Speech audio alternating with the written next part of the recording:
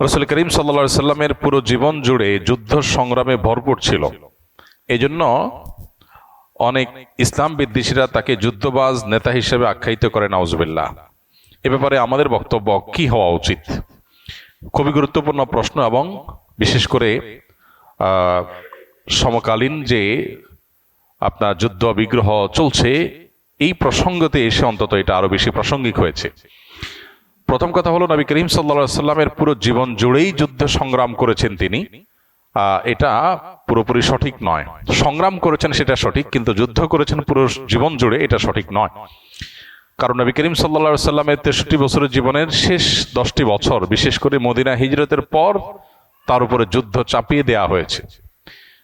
মক্কায় তিনি যে 53 বছর বয়স পর্যন্ত অবস্থান করেছেন, এই বয়সের মধ্যে যুদ্ধ তো দূরের কথা, তার প্রতি আরোপিত জুলুম, অবিচার, এগুলোর প্রতিকারও তিনি সেই অর্থে পান নাই, বা সেটার জন্য তিনি সেরকম